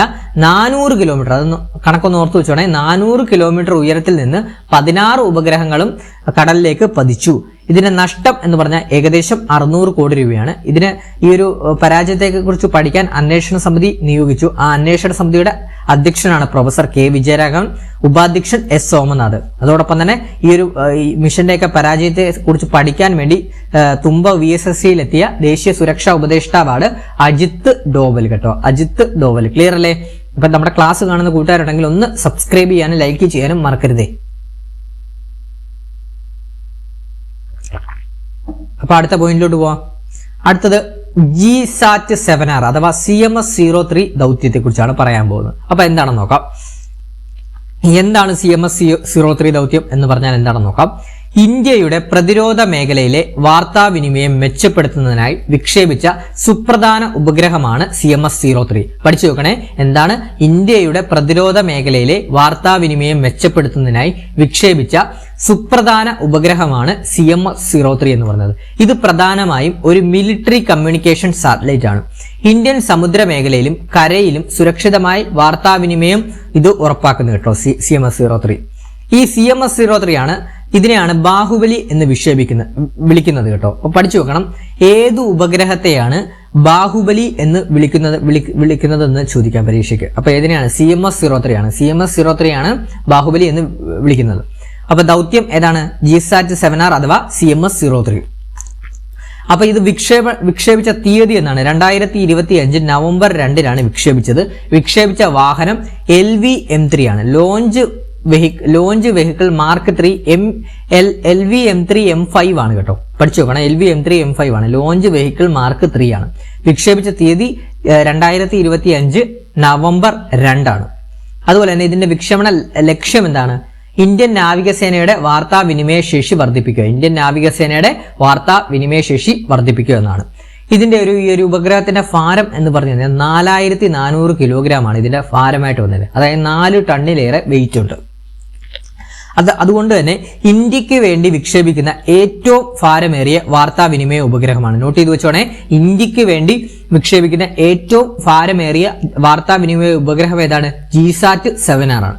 നമ്മുടെ പഴയ GSAT-7 അഥവാ രുക്മിണി എന്നറിയപ്പെട്ട GSAT-7 ഉപഗ്രഹത്തിന് പകരമായിട്ടാണ് GSAT-7R വിക്ഷേപിച്ചത്. ക്ലിയർ ആണ്? അപ്പൊ ഇന്ത്യക്ക് വേണ്ടി വിക്ഷേപിക്കുന്ന ഏറ്റവും ഭാരമേറിയ വാർത്താവിനിമയ ഉപഗ്രഹമാണ് GSAT-7R. ഇനി അടുത്ത നമുക്ക് നോക്കാം. അടുത്തൊരു പ്രധാനപ്പെട്ട ദൗത്യമാണ് ബ്ലൂബേർഡ് 6 ദൗത്യം. ബ്ലൂബേർഡ് 6 ദൗത്യം. ഈ എന്താണ് ബ്ലൂബേർഡ് 6 ദൗത്യത്തിന്റെ മുഴുവൻ പേരെന്താണെന്ന് പരീക്ഷയ്ക്ക് ചോദിക്കാം. ബ്ലൂബേർഡ് 6 ബ്ലോക്ക് 2 ദൗത്യമാണ് കേട്ടോ. Bluebird 6 block 2. Bluebird 6 block 2. ഈ ബ്ലൂബേർഡ് 6 ദൗത്യം വിക്ഷേപിച്ച തീയതി എന്നാണ് 2025 ഡിസംബർ 24-നാണ് ബ്ലൂബേർഡ് 6 വിക്ഷേപിച്ചത്. വിക്ഷേപണ വാഹനം LV-M3 ആണ് കേട്ടോ. LV-M3 ആണ്. അപ്പോൾ ഈ ബ്ലൂബേർഡ് 6 ദൗത്യത്തിന്റെ ലക്ഷ്യം എന്താണെന്ന് പരീക്ഷയ്ക്ക് ചോദിക്കാം. ഇതിന്റെ ലക്ഷ്യം എന്ന് പറഞ്ഞു കഴിഞ്ഞാൽ അമേരിക്കൻ കമ്പനിയായ AST മൊബൈലിന് വേണ്ടിയുള്ള വാണിജ്യ വിക്ഷേപണമാണ്. അപ്പൊ എന്താണ്? ഒരു മിനിറ്റ്. അപ്പൊ എന്താണ് ബ്ലൂബേർഡ് 6 ദൗത്യത്തിന്റെ ലക്ഷ്യം? എന്താണ്? അമേരിക്കൻ കമ്പനിയായിട്ടുള്ള AST, നോട്ട് ചെയ്തോണേ, അമേരിക്കൻ കമ്പനിയായിട്ടുള്ള AST മൊബൈലിന് വേണ്ടിയുള്ള വാണിജ്യ വിക്ഷേപണമാണ്. ISROയുടെ ചരിത്രത്തിലെ ഏറ്റവും ഭാരമേറിയ ഉപഗ്രഹ വിക്ഷേപണമാണ്. 6500 കിലോഗ്രാം ആണ് ബ്ലൂബേർഡ് 6 ദൗത്യത്തിൽ വരുന്നത്. അപ്പൊ ഇവിടെ നമ്മൾ പഠിച്ച പോലെ നമ്മുടെ GSAT-7R ഇന്ത്യക്ക് വേണ്ടി വിക്ഷേപിക്കുന്ന ഏറ്റവും വലിയ വാർത്താവിനിമയ ഉപഗ്രഹമാണ്. അപ്പൊ ഇതെന്താണ്? ISROയുടെ ചരിത്രത്തിലെ ഏറ്റവും ഭാരമേറിയ ഉപഗ്രഹ വിക്ഷേപണമാണ് ബ്ലൂബേർഡ് 6 ദൗത്യം. 6500 കിലോഗ്രാം ആണ്. അതോടൊപ്പം തന്നെ വാണിജ്യ വിഭാഗം new space India limited NSIL വഴിയാണ് ഈ ഒരു വാണിജ്യ ദൗത്യം നടത്തിയത്. ഇതിന്റെ ഒരു പ്രത്യേകത എന്ന് പറഞ്ഞു കഴിഞ്ഞാൽ ടവറുകളോ ഒപ്റ്റിക്കൽ ഫൈബർ കേബിളുകളോ ഇല്ലാതെ മൊബൈൽ ഫോണുകളിൽ നേരിട്ട് ഇന്റർനെറ്റ് എത്തിക്കാനുള്ള സംവിധാനമാണ്. പഠിച്ചു നോക്കണേ. അപ്പോൾ ബ്ലൂബേർഡ് 6 ദൗത്യത്തിന്റെ ഒരു ഭാവിയായിട്ട് കാണപ്പെടുന്ന ഒരു ലക്ഷ്യം എന്താണ്? ടവറുകളോ ഒപ്റ്റിക്കൽ ഫൈബർ കേബിളുകളോ ഇല്ലാതെ മൊബൈൽ ഫോണുകളിൽ നേരിട്ട് ഇന്റർനെറ്റ് എത്തിക്കാനുള്ള സംവിധാനമാണ് ബ്ലൂബേർഡ് 6 കൊണ്ട് ഉദ്ദേശിക്കുന്നത്. അതിന്റെ പ്രധാന ലക്ഷ്യം എന്ന് പറഞ്ഞു കഴിഞ്ഞാൽ ഭാവിയിലെ വാർത്താവിനിമയ രംഗത്തെ വിപ്ലവകരമായ മാറ്റം കൊണ്ടുവരാൻ സാധിക്കുന്നവയാണ്. ഇത് LV-M3 വിക്ഷേപണ വാഹനത്തിന്റെ 6ാമത്തെ ദൗത്യമായിരുന്നു കേട്ടോ. അപ്പൊ ബ്ലൂബേർഡ് 6 എന്താണ് LV-M3 വിക്ഷേപണ വാഹനത്തിന്റെ 6ാമത്തെ ദൗത്യം. അതാണ് LV-M3 M6 എന്ന് പറയുന്നത്. GSAT 7R 5ാമത്തെയാണ്. അതാണ് LV-M3 M5 എന്ന് പറയുന്നത് കേട്ടോ. അപ്പൊ LV-M3 വാഹനത്തിന്റെ 5ാമത്തെ ദൗത്യമായിരുന്നു GSAT 7R. LV-M3 വിക്ഷേപണ വാഹനത്തിന്റെ 6ാമത്തെ ദൗത്യമായിരുന്നു ബ്ലൂബേർഡ് 6 ദൗത്യം. ക്ലിയർ ആണേ? ഇനി നമുക്ക് അടുത്ത മിഷൻ നോക്കാം. അടുത്തത് ആക്സിയം മിഷൻ 4 ആണ് കേട്ടോ. ആക്സിയം മിഷൻ 4 ആണ്. അപ്പൊ എന്താണ് ആക്സിയം മിഷൻ 4 എന്ന് പറഞ്ഞു കഴിഞ്ഞാൽ നാസ, ISRO, യൂറോപ്യൻ ബഹിരാകാശ ഏജൻസി, ഹംഗേറിയൻ സ്പേസ് ഓഫീസ് എന്നിവ തമ്മിലുള്ള സഹകരണത്തിന്റെ ഭാഗമായി നടത്തിയ ദൗത്യമാണ് എന്താണ് ആക്സിയം മിഷൻ 4 എന്ന് പറയുന്നത്. അതുപോലെ തന്നെ ആക്സിയം മിഷൻ 4 എന്ന് പറഞ്ഞു കഴിഞ്ഞാൽ ഒരു മിനിറ്റ് അപ്പൊ ആക്സിയം മിഷൻ 4 എന്ന് പറഞ്ഞു കഴിഞ്ഞാൽ ഹൂസ്റ്റണിലെ സ്വകാര്യ കമ്പനിയായ ആക്സിയം സ്പേസ് നടത്തിയ സ്വകാര്യ ബഹിരാകാശ യാത്രയാണ് കേട്ടോ. അപ്പൊ ആക്സിയം മിഷൻ 4 എന്ന് പറഞ്ഞാൽ ഹൂസ്റ്റണിലെ സ്വകാര്യ കമ്പനിയായിട്ടുള്ള ആക്സിയം സ്പേസ് കമ്പനി നടത്തിയ സ്വകാര്യ ബഹിരാകാശ യാത്രയാണ്. ആ ബഹിരാകാശ യാത്രയ്ക്ക് വേണ്ടിയാണ് നമ്മുടെ നാസയിൽ നിന്നും ISROയിൽ നിന്നും യൂറോപ്യൻ ബഹിരാകാശ ഏജൻസിയും ഹംഗേറിയൻ സ്പേസ് ഓഫീസിൽ നിന്നും ആളുകൾ പോയത് കേട്ടോ. അപ്പൊ ആക്സിയം സ്പേസ് നടത്തിയ സ്വകാര്യ ബഹിരാകാശ യാത്രയാണ്. ഇനി ആക്സിയം മിഷൻ 4 എന്നാണ് വിക്ഷേപിച്ചത് എന്ന് പരീക്ഷയ്ക്ക് ചോദിക്കാം. 2025 ജൂൺ 25-നാണ്. 2025 ജൂൺ 25-നാണ് ആക്സിയം മിഷൻ 4 വിക്ഷേപിച്ചത്. ഇനി വിക്ഷേപണ വാഹനം സ്പേസ് എക്സ് ഫാൽക്കൺ 9 ആണ് കേട്ടോ. വിക്ഷേപണ വാഹനം ഏതാണ്? സ്പേസ് എക്സ് ഫാൽക്കൺ 9 ആണ്. വിക്ഷേപണ സ്ഥലം Kennedy space centre, Florida, USA ആണ് കേട്ടോ. Kennedy space centre, Florida, USA ആണ്. ഇനി സംഘം യാത്ര ചെയ്ത പേടകം ഏതാണ്? ക്രൂ ഡ്രാഗൺ ഗ്രേസ് ആണ് കേട്ടോ. ക്രൂ ഡ്രാഗൺ ഗ്രേസ് അഥവാ ഡ്രാഗൺ സി 213 ആണ്. അപ്പോൾ ഒന്നുകൂടെ പറയാം, നമ്മുടെ ആക്സിയം മിഷൻ 4 വിക്ഷേപിച്ച തീയതി 2025 ജൂൺ 25-നാണ്. വിക്ഷേപണ വാഹനം സ്പേസ് എക്സ് ഫാൽക്കൺ 9 ആണ്. സ്പേസ് എക്സ് ഫാൽക്കൺ 9 ആണ്. വിക്ഷേപണ സ്ഥലം Kennedy space centre, Florida, USA ആണ്. സംഘം യാത്ര ചെയ്ത പേടകമാണ് ക്രൂ ഡ്രാഗൺ ഗ്രേസ് അഥവാ ഡ്രാഗൺ സി 213 എന്ന് പറഞ്ഞ പേടകം. ഇനി നമ്മുടെ ആ ഒരു ക്രൂ സംഘത്തിൽ, അതായത് ആക്സിയം മിഷൻ 4ന്റെ ക്രൂ സംഘത്തിൽ ഉൾപ്പെട്ടവർ 4 പേരാണ് ഉൾപ്പെട്ടത്. ആരൊക്കെയാണെന്ന് നോക്കാം. ഫസ്റ്റാമത്തെ ആള് പെഗ്ഗി വിൽസൺ ആണ്. ആദ്യത്തെ ആള് പെഗ്ഗി വിൽസൺ, USA കമാൻഡറാണ്. കമാൻഡർ USA ആണ്. അതുപോലെ തന്നെ ശുഭാൻഷു ശുക്ല, നമ്മുടെ ഇന്ത്യക്കാരനായിട്ടുള്ള ശുഭാൻഷു ശുക്ല പൈലറ്റ് ആയിരുന്നു. അതുപോലെ തന്നെ ടിബോർ കമു, ഹംഗറിയിലെ മിഷൻ സ്പെഷ്യലിസ്റ്റ് ആയിട്ടുള്ള ടിബോർ കമു. അതോടൊപ്പം തന്നെ സ്ലാവോഷ് വിസ്നാൻസ്കി മിഷൻ സ്പെഷ്യലിസ്റ്റ്, പോളണ്ടുകാരനായിട്ടുള്ള മിഷൻ സ്പെഷ്യലിസ്റ്റുകാരൻ. അപ്പൊ നമുക്ക് ഇതിൽ നിന്ന് പഠിക്കേണ്ടതായിട്ടുള്ളത് ശുഭാൻഷു ശുക്ലയെ കുറിച്ചാണ്. പരീക്ഷയ്ക്ക് ചോദിക്കാൻ സാധ്യത വളരെ കൂടുതൽ. അപ്പൊ ശുഭാൻഷു ശുക്ലയുടെ സ്വദേശം എവിടെയാണ്? ലക്നോ ആണ് കേട്ടോ. അപ്പൊ UPയിലെ ലക്നോ ആണ് ശുഭാൻഷു ശുക്ലയുടെ സ്വദേശം ആയിട്ട് വരുന്നത്. അന്താരാഷ്ട്ര ബഹിരാകാശ നിലയത്തിലെത്തുന്ന ആദ്യ ഇന്ത്യക്കാരനാണ് ശുഭാൻഷു ശുക്ല. അപ്പൊ എന്താണ്? അന്താരാഷ്ട്ര ബഹിരാകാശ നിലയത്തിലെത്തുന്ന ആദ്യ ഇന്ത്യക്കാരനാണ് ശുഭാൻഷു ശുക്ല. ബഹിരാകാശത്ത് ഏറ്റവും കൂടുതൽ കാലം പിന്നിട്ട ഇന്ത്യക്കാരൻ ആരാണ്? ശുഭാൻഷു ശുക്ലയാണ്. 18 ദിവസമാണ് അദ്ദേഹം പിന്നിട്ടത്. 18 ദിവസമാണ് ബഹിരാകാശത്ത് അദ്ദേഹം പിന്നിട്ടത്. രാകേഷ് ശർമ്മയ്ക്ക് ശേഷം ബഹിരാകാശ യാത്ര നടത്തിയ ഇന്ത്യക്കാരൻ. രാകേഷ് ശർമ്മയ്ക്ക് ശേഷം ബഹിരാകാശ യാത്ര നടത്തിയ ഇന്ത്യക്കാരനാണ് ശുഭാൻഷു ശുക്ല. അതോടൊപ്പം തന്നെ ബഹിരാകാശത്തെത്തുന്ന 634ാമത് സഞ്ചാരിയാണ്. ബഹിരാകാശത്തെത്തുന്ന 634ാമത് സഞ്ചാരി. ശുഭാൻഷു ശുക്ല ബഹിരാകാശ നിലയത്തിലേക്ക് കൊണ്ടുപോയ കളിപ്പാട്ടം ഏതാണെന്ന് ചോദിക്കാം. ജോയി എന്ന് പറഞ്ഞ പാവയാണ് കേട്ടോ. വളരെ ഇമ്പോർട്ടന്റ് ആണ്. പരീക്ഷയ്ക്ക് നിങ്ങൾക്ക് 1 മാർക്ക് പ്രതീക്ഷിക്കാം. ചോദിക്കാൻ സാധ്യത വളരെ കൂടുതലാണ്. പഠിച്ചു നോക്കണം. എന്താണ്? ശുഭാൻഷു ശുക്ല ബഹിരാകാശ നിലയത്തിലേക്ക് കൊണ്ടുപോയിട്ടുള്ള കളിപ്പാട്ടം ഏതാണ്? ജോയി എന്ന് പറഞ്ഞ കളിപ്പാട്ടമാണ്. അതൊരു പാവയാണ്. ജോയി എന്ന് പറഞ്ഞ ഒരു പാവയാണ്. വെള്ള നിറത്തിലുള്ള ഒരു പാവയാണ് കേട്ടോ. അറിഞ്ഞിരിക്കണം. ഒന്നുകൂടെ പറയാം. ശുഭാൻഷു ശുക്ല ബഹിരാകാശ നിലയത്തിലേക്ക് കൊണ്ടുപോയ കളിപ്പാട്ടം ഏതാണ്? ജോയി എന്ന് പറഞ്ഞ ഒരു പാവയാണ്. വെള്ളപ്പാവയാണ്. ഇനി ശുഭാൻഷു ശുക്ല ബഹിരാകാശത്ത് കൊണ്ടുപോയ വെള്ളായണി കാർഷിക കോളേജ് വികസിപ്പിച്ച വിത്തിനങ്ങൾ ഏതൊക്കെയാണ്? നമ്മളോട് പരീക്ഷയ്ക്ക് ചോദിക്കാം. ശുഭാൻഷു ശുക്ല ഏത് കാർഷിക കോളേജിൽ വികസിപ്പിച്ച വിത്തിനങ്ങളാണ് ബഹിരാകാശത്തേക്ക് കൊണ്ടുപോയതെന്ന് പരീക്ഷയ്ക്ക് ചോദിക്കാം. ഏതാണ്? നമ്മുടെ വെള്ളായണി കാർഷിക കോളേജിൽ വികസിപ്പിച്ച വിത്തിനങ്ങളാണ് കൊണ്ടുപോയത്. അപ്പൊ ഏതൊക്കെയാണെന്ന് നോക്കാം. ജ്യോതി ഉമ എന്ന നെല്ലുവർഗത്തിൽപ്പെട്ട ഇനങ്ങളും കനകമണി കുറ്റിപ്പയർ, തിലകധാര എള്ള്, സൂര്യ വഴുതന, വെള്ളായണി വിജയ് തക്കാളി കേട്ടോ. അപ്പൊ ഇത്രയൊന്ന് അറിഞ്ഞിരിക്കണം, വളരെ ഇമ്പോർട്ടന്റ് ആണ്, പരീക്ഷയ്ക്ക് ചോദിക്കും. ഒന്നുകൂടെ പറയാം, ജ്യോതി ഉമ നെല്ലിനത്തിൽപ്പെട്ടവ, കനകമണി കുറ്റിപ്പയർ, തിലകധാര എള്ള്, സൂര്യ വഴുതന ഇനത്തിൽപ്പെട്ടത്, വെള്ളായണി വിജയ് എന്ന തക്കാളി എന്നിവയാണ് നമ്മുടെ വെള്ളായണി കാർഷിക കോളേജിൽ വികസിപ്പിച്ചത്. ഈ വെള്ളായണി കാർഷിക കോളേജ് വികസിപ്പിച്ചവയാണ് നമ്മുടെ ശുഭാൻശു ശുക്ല ബഹിരാകാശത്തേക്ക് കൊണ്ടുപോയത്. ക്ലിയർ ആണേ? ഇനി അടുത്ത പോയിന്റ് നോക്കാം. നമ്മുടെ ഈ ഒരു ആക്സിയം മിഷൻ 4 ബന്ധപ്പെട്ട് സീറ്റ് റൈഡ് അഥവാ സ്യൂട്ട് റൈഡ് പരീക്ഷയ്ക്ക് ചോദിക്കാൻ സാധ്യതയുണ്ട്. അതായത് ആക്സിയം 4 ദൗത്യം നടത്തിയ ഒരു പ്രമേഹ ഗവേഷണ പദ്ധതിയാണ് സീറ്റ് റൈഡ് എന്ന് പറയുന്നത്. പ്രമേഹം എന്ന് പറഞ്ഞാൽ എന്താണ്? ഷുഗർ അല്ലേ? അപ്പൊ ഷുഗറുമായിട്ട് ബന്ധപ്പെട്ടല്ലേ സീറ്റ് വരുന്നത്. അപ്പൊ അതാണ് പറയുന്നത്, ആക്സിയം 4 ദൗത്യം നടത്തിയ ഒരു പ്രമേഹ ഗവേഷണ പദ്ധതിയാണ് സീറ്റ് റൈഡ് എന്ന് പറയുന്നത്. അതായത് മൈക്രോ ഗ്രാവിറ്റിയിലെ ഗ്ലൂക്കോസ് മെറ്റബോളിസത്തിലാണ് ശ്രദ്ധ കേന്ദ്രീകരിക്കുന്നത്. മൈക്രോ ഗ്രാവിറ്റിയിലെ ഗ്ലൂക്കോസ് മെറ്റബോളിസത്തിലാണ് ഗവേഷണം ശ്രദ്ധ കേന്ദ്രീകരിക്കുന്നത്. പ്രമേഹ നിയന്ത്രണത്തെ മൈക്രോ ഗ്രാവിറ്റി എങ്ങനെ ബാധിക്കുന്നു എന്ന് മനസ്സിലാക്കുക എന്നതാണ് ഇതിന്റെ ലക്ഷ്യം. പഠിച്ചു വെക്കണം, പ്രമേഹ നിയന്ത്രണത്തെ മൈക്രോ ഗ്രാവിറ്റി എങ്ങനെ ബാധിക്കുന്നു എന്ന് മനസ്സിലാക്കുക എന്നതാണ് നമ്മുടെ സീറ്റ് റൈഡ് അഥവാ സ്യൂട്ട് റൈഡ് എന്ന് പറഞ്ഞാൽ ആ ഒരു ഇതിന്റെ പദ്ധതിയുടെ ലക്ഷ്യമായിട്ട് വരുന്നത്. ഈ സീറ്റ് റൈഡ് അഥവാ സ്യൂട്ട് റൈഡിന്റെ ഗവേഷണത്തിന് നേതൃത്വം കൊടുത്ത മലയാളി ആരാണെന്ന് പരീക്ഷയ്ക്ക് ചോദിക്കാം. ഡോക്ടർ ഷംഷീർ വയലിലാണ് കേട്ടോ. അപ്പൊ നമ്മുടെ സീറ്റ് റൈഡ് ഗവേഷണത്തിന് നേതൃത്വം കൊടുത്ത മലയാളി ആരാണ്? ഡോക്ടർ ഷംഷീർ വയലിലാണ്.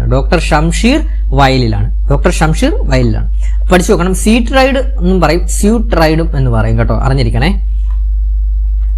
അതുപോലെ തന്നെ നമ്മുടെ 2025 ജൂൺ 25 ഇവർ പോയത്. അതിനുശേഷം ദൗത്യ സംഘം തിരിച്ചെത്തിയത് എന്നാണെന്ന് പരീക്ഷയ്ക്ക് വയ്ക്കാം. 2025 ജൂലൈ 15 അപ്പൊ ജൂൺ 25 പോയി, ജൂലൈ 15 തിരിച്ചു വന്നു. നമ്മുടെ ഈ ഒരു അവരുടെ പേടകം പതിച്ച സമുദ്രം ഏതാണ്? പസഫിക് സമുദ്രമാണ് കേട്ടോ. അപ്പൊ പേടകം പതിച്ച സമുദ്രം ഏതാണ്? പസഫിക് സമുദ്രത്തിനാണ് പേടകം പതിച്ചത് കേട്ടോ. അപ്പൊ നമ്മൾ ഇന്നത്തെ ക്ലാസ്സിൽ പ്രധാനപ്പെട്ട കറണ്ട് അഫയേഴ്സുമായിട്ട് ചോദിക്കാൻ സാധ്യതയുള്ള പ്രധാനപ്പെട്ട പോയിന്റ്സുകളാണ് നമ്മൾ ഇന്നത്തെ ക്ലാസ്സിലൂടെ പഠിച്ചത്. അപ്പൊ ക്ലാസ് ഇഷ്ടപ്പെട്ടിട്ടുണ്ടെങ്കിൽ നിങ്ങൾ ലൈക്ക് ചെയ്യാനും അതോടൊപ്പം തന്നെ അഭിപ്രായങ്ങളൊന്ന് കമന്റ് ബോക്സിൽ രേഖപ്പെടുത്താനും ശ്രമിക്കണേ. അതുപോലെ തന്നെ നമ്മുടെ ക്ലാസ് ഇഷ്ടപ്പെട്ടിട്ടുണ്ടെങ്കിൽ ഒന്ന് സബ്സ്ക്രൈബ് ചെയ്യാനും മറക്കരുത്. അപ്പം പുതിയൊരു ക്ലാസ്സുമായിട്ട് നമ്മൾ ഉടനെ, പുതിയ കറണ്ട് അഫയേഴ്സ് റിവിഷന്റെ പുതിയ ടോപ്പിക്സുകളും പുതിയ ക്ലാസ്സുകളുമായിട്ട് നമ്മൾ ഉടനെ തന്നെ എത്തുന്നതാണ്. അപ്പം ക്ലാസ്, നമ്മുടെ ഈ ഒരു കറണ്ട് അഫയേഴ്സിന്റെ റിവിഷൻ ക്ലാസ് അവസാനം വരെ കണ്ട നമ്മുടെ എല്ലാ കൂട്ടുകാർക്കും താങ്ക് യുകൾ. പുതിയ ക്ലാസ്സുമായിട്ട് നമ്മൾ ഉടനെ തന്നെ എത്തുന്നതാണ്. ഈ ഒരു ക്ലാസ് നിങ്ങൾക്ക് ഉപകാരപ്പെട്ടിട്ടുണ്ടെങ്കിൽ ഒന്ന് ലൈക്ക് ചെയ്യാൻ മറക്കരുതേ. അപ്പം ഉടനെ തന്നെ നമ്മൾ പുതിയ ക്ലാസ്സുകളുമായിട്ട് എത്തുന്നതാണ്. Thank you all.